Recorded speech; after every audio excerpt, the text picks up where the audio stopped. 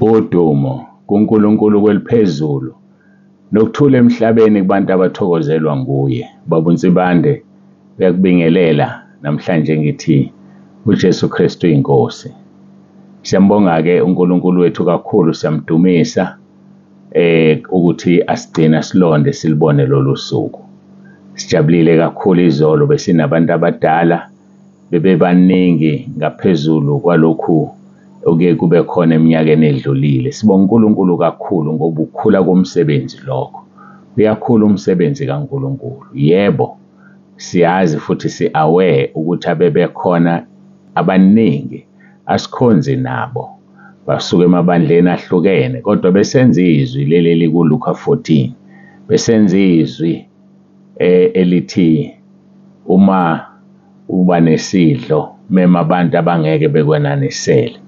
Futhi siyazi ukuthi emphakathini wakithi abantu abadala abanayo imali bondla abazukulu. Angithi phela intsha yethu yanamhlanje iyazala nje kuphela, izale nje kuphela. Igcina ithola nemali yesondlo sikahulumeni ukondla iy'ngane, nemali kagogo noma kamkhulu ukondla abazukulu. Bayadinga-ke ukuthi sibaphe izwi likaNkulunkulu.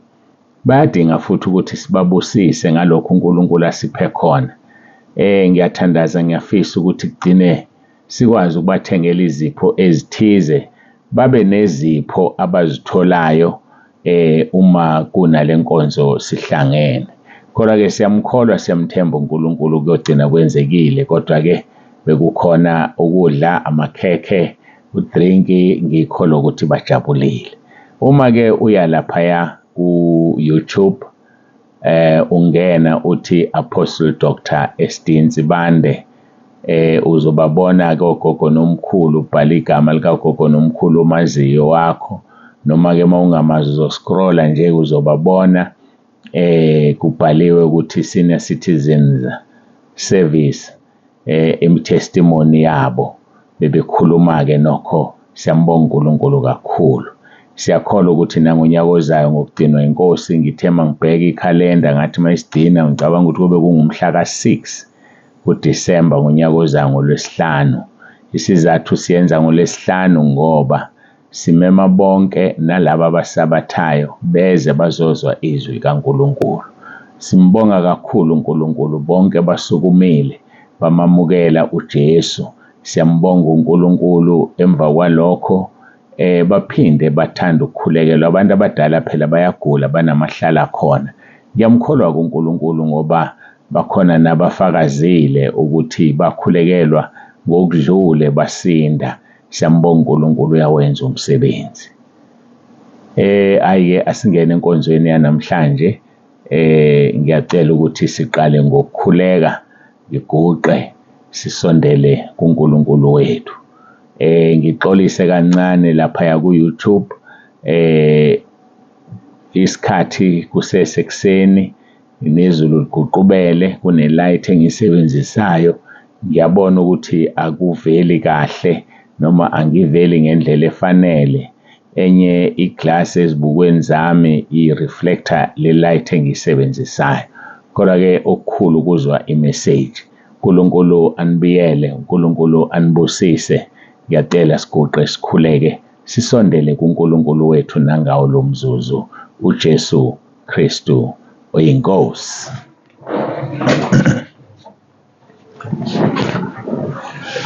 Babongcwele, babolungileyo, uNkulunkulu onomusa, sisondela kuwe ngalesi sikhathi. Siyabonga uthando lwakho olukhulu osithande ngalo. Siyakubonga kakhulu nguNkulunkulu ezulwini, uNkulunkulu emhlabeni. Sibonga ukuphila.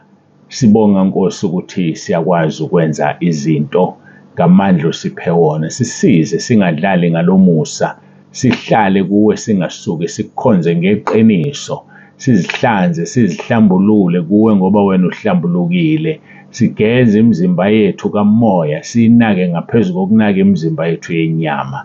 Siyakubonga-ke uNkulunkulu wethu, sisize, sivume izono zethu, sihlukane nazo, ngoba kusebenza ukuthi umuntu azivume isona ahlale kusona. Uthi ushilo kwizaga 28:13 wathi ufihla iziphambeko zakhe ngeke aphumelele, kodwa ozivumayo azishiye uyena othola umusa. Siyabonga uNkulunkulu wethu, yiba nathi kule nkonzo ngomoya wakho ingcwele, uJesu Kristu inkosi. Amen.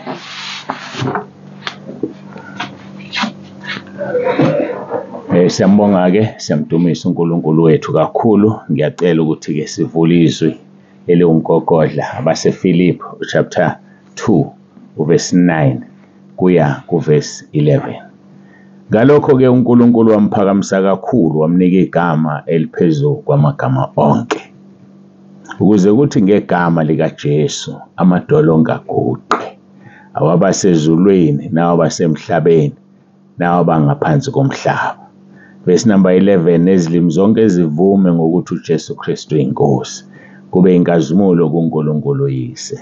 Wagcina nini ukuvuma lesi sivumo na? Wagcina nini ukuthi uJesu Kristu inkosi?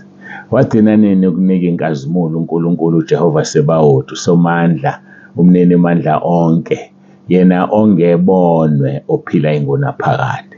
Uma uthi uJesu Kristu inkosi, usumnikile inkazimulo. Lisho njalo lelizwi esilivulayo eliwumgogodla wethu. Asiqhubekeke siye laphaya encwadini kaPetro wokuqala chapter 3, ilapho la sikhona okwamanje sikhuluma ngeinhlupheko zabangcwele. Mhlawumbe uyahlushwa emzini, umakoti yakuhlupha umamezala, mhlawumbe uhlushwa umkhonyana wakho ngqo, abakuthandi ngoba khona bebemazi ukuthi uyena ozongena emshadweni, abebemthanda, izashintsha izinto kwaba uwena. Manje awufuneki, awuthandeki, mhlambe nosikwiza bakhe abakufuni. Hayi, mina ngithi sondela kuJesu, uzothola ikorobela yangempela, ngoba uzothola umusa, ifavor kaNkulunkulu. Lo musa kaNkulunkulu uzokwehlela phezu kwabo, wehlele phezu kwakho, bakuthande. Angazi ukuthi isimo sakho sinjani, mhlawumbe abakuthandi odadewabo bakamakoti, mhlawumbe unenkinga, umfowabo wendoda uyakushela, awukwazi ukutshela indoda, usaba ukuthi uzobaxabanisa. Manje uyathula, yena mayithula kwakho ucabanga ukuthi nawe uyamthanda. Hayi mntaka baba, thatha konke ukuphonse kuJesu. Hayi, uJesu uzokulamulela uJesu, ngene emkhulekweni wena, ngene emkhosini wena, uzoyibona isimanga, uzokubona. Hayi, kodwa sikhonza ingadlangadla, sikhonza uNkulunkulu ophilayo. Hayi, sikhonza uNkulunkulu ohamba nathi, angahambi nathi kuphela, abuye asithwale. Usho njalo ku-Isaiah 46 verse 4 no-5, uthi ngiyakunithwala, ngiyakunetshatha, uthi ngikwenzele lokhu noze nibe mpunga. Hayi, mina ngiyakumema, ngithi woza kuye lo Jesu, woza kuye, unguJesu ophilisayo. Hayi-ke, asiqhubekeke incwadi kaPetro yokuqala chapter 3, soqala verse 14, izolo besigxile kakhulu verse 17. Kepha noma nihlupheka ngenxa yokulunga nebusisiwe, ningesabi ukwesabisa kwabo, ningakhathazeki. Kepha mngcoliseni uKristu abe yinkosi ezinhlizweni zenu, nihlale ningabalungele ukubaphendula bonke abanibuza isizathu sethemba lenu. Hayi, uhlale ulungile ukubaphendula bonke abakubuza ukuthi why lokho uthi uJesu Kristu inkosi. Abanye bayacikeka, abanye bakutshente ezikhathele wena nalo Jesu Kristu wakho inkosi. Hayi, batshele isizathu sethemba lakho, ungasabi. Lithi izwi, ningesabi ukwesabisa kwabo, futhi ningakhathazeki, ngoba mkhulu okuthina kunalo sezweni. Asiqhubeke sibheke verse 16. Kodwa makube ngobumnene nangokwesaba, nibe nonembezo omuhle, ukuze kuthi kulokho abanihleba ngakho bajabhiswe labo abathuka uhamba kwenu okuhle, ngoba bafanele ukujabhiswa abathuka uhamba kwenu okuhle kuKristu. Uhamba kwakho okuhle makube kuKristu mntakababa. Ungahambi ngokuhamba okuhle kanti awukho kuKristu. Uhamba ngokulunga kwemvelo. Akusebenzi ukulunga kwemvelo, kusebenza ukulunga okuqhamuka ngokukholwa egameni lenkosi yethu Jesu. Athi amaRoma 10 verse 9, uma ukholwa enhlizweni yakho ukuthi uNkulunkulu wamvusa uJesu, uyasindiswa. Athi verse 10, ukholwa ngenhliziyo kube ngukulunga. Ngikhuluma ngalokho kulunga-ke mina. Abanye phela sebeyamcula nje uRoma 10 balindele imisebenzi. Asimculi, mlalele umusho umuzi ukuthi uthini, asuke ekujuleni kwenhliziyo yakho. Uzoyibona imangaliso, uzozibona izimanga. Verse 17, ngokuba kuhle ukuhlupheka ngokwenza okuhle uma kuyintando kaNkulunkulu kunokwenza okubi. Okuhle okwenzayo qaphela ukuthi makube intando kaNkulunkulu. Ungenze okuhle kanti akuyona intando kaNkulunkulu, ngoba umsebenzi oyokusha loyo uma sekuvivinya umsebenzi. Kodwa wena yenze okuhle okuyintando kaNkulunkulu. Ngamanye amagama, ifune intando kaNkulunkulu. Mfune uJehova esenokuthola, umbize eseseduze, omubi ashiye indlela yakhe embi nemicabango yakhe emibi. Ngoba indlela zikaNkulunkulu ziphakeme, nemicabango yakhe iphakeme njengoba ubona izulu, amazulu ephakeme phezu komhlaba. Kodwa uthi izwi lakhe alithumileyo alibuyele emuva lilambatha. Uthi ngiyakulinda izwi lami kuba likwenze engilithume khona. Uthi hayi kungawa umhlaba, kungashintsha umhlaba, kungenzeka zonke izinto, kodwa ngeke kusale nagamana linye alikhulumile lingafezeki. Konke kuzofezeka, okunye sekufezekile, okunye kusazofezeka. Iba ingxenye yokufezeka kwezwi likaNkulunkulu. Iba ingxenye epositive, iba ingxenye esebuhleni bokufezwa kwezwi likaNkulunkulu. Kukhona ukuthi ungabi sebuhleni bokufezwa kwezwi likaNkulunkulu. uJuda nje ngihlala ngimsebenzisa ngikhuluma ngaye. Uthi uJesu iyamuka indodana yomuntu njengokulotshiweyo, kodwa maye kulo ekhashelwa ngaye ngabe kungcono kuba kazange azalwe. Ngamanye amagama uJuda wenza izwi, wenza okufanele mayekhaphela uJesu, kodwa manje ugcwalisa umbhalo ngendlela errong. Ngoba bakhona bazogcwalisa. Nandleli izwi engihlale ngilinikeza abakhalayo bephuma abantu abakade bebafakile ekhaya izwi. U1 John chapter 2 verse 18 or 19. Athi 19, baphuma kithi ngoba bebengesibona bakithi, ukube bebengabakithi bebeyohlala nathi. Yazi ukuthi labo bagcwalisa izwi, mabephuma izwi lelo, baphuma kithi bebengesibona bakithi, ngoba ukube bebengabakithi ngabe bahlezi. Baphinde bagcwalisa izwi u1 John chapter 4 verse 5 and 6. Uthi bona bangabezwe nezwe liyabezwa, kodwa thina abasizwa ngoba sikhuluma kwasezulwini.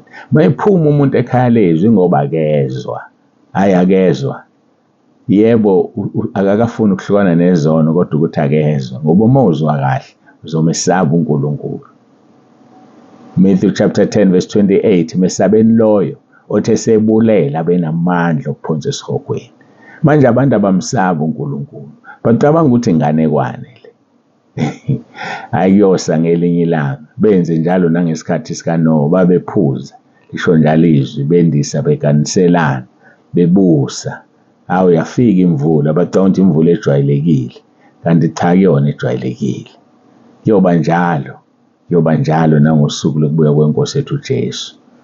Hayi niyobona nje sesingasekho, sekusele impahla ebesiyigqokile, bese kuyasa. Hawu kanti iqiniso lento, uthi uyazama kuthiwa ukufa kube kungasekho. Uyayiphonsa emotweni, imoto ikushayise ulimale ungafi. Uyiphonsa esitimeleni sikushaye, nqamuka unyawo ungafi, uzubuhlungu, uthi uzama ukulandela ibandla.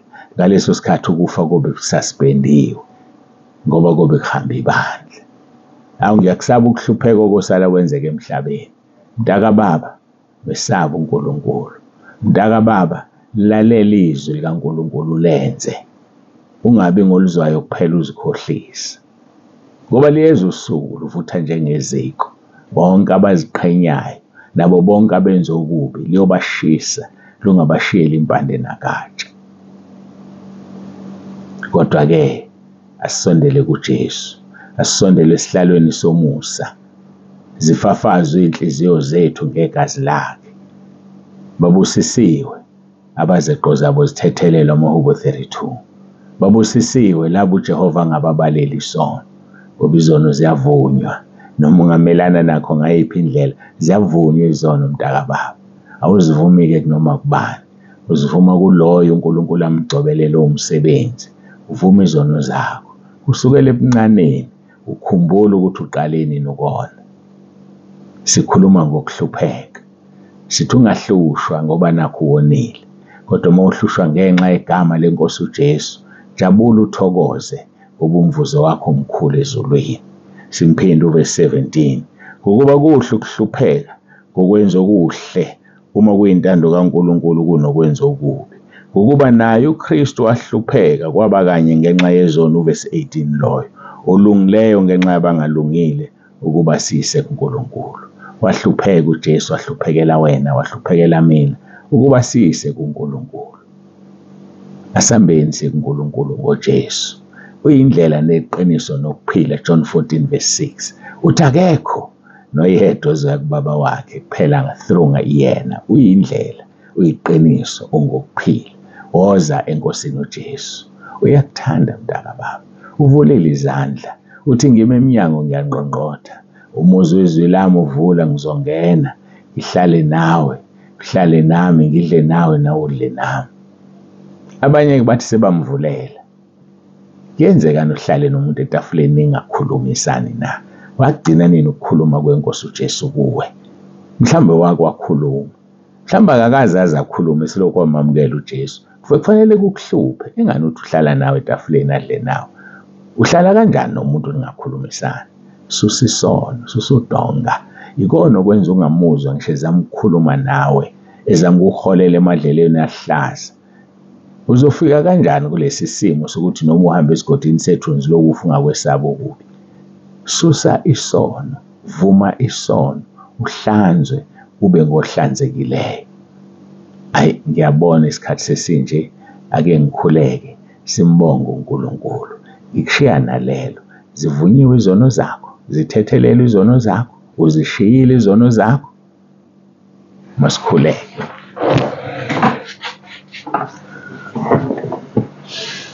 Babongcwele, babolungileyo, uNkulunkulu onomusa, siyathobeka phambi kobuso bakho, siyakubonga uNkulunkulu ophilayo. Sibonga izwi lakho, sibonga ukukhuluma kwakho. Busisiwe ozwayo lokhu umoya akukhulumayo phakathi kwabantu. uJesu KRISTU uyinkosi. Amen. Babunzibande, uyavalelisa ukuthi ube nosuku oluhle. uJesu KRISTU uyinkosi.